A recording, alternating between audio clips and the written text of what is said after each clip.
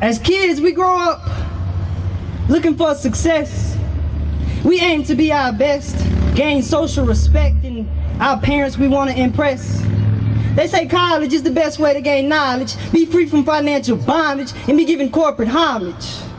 It takes a college degree to be given respect for your intellect, as if intelligence and the lack of government education don't intersect. From an early age, we grow an infatuation with becoming something like a doctor or a lawyer after graduation. Instead of taking lessons to blossom our blessings, we sit in class sessions where teachers give out irrelevant messages. We spend a vast amount of time for money. That was considered success since the day we began running.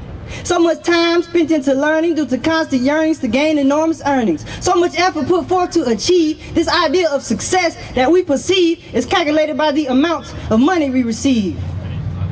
But truth be told, if success was solely measured by the amount of money surrounding thee, we are bound to be left with limited boundaries.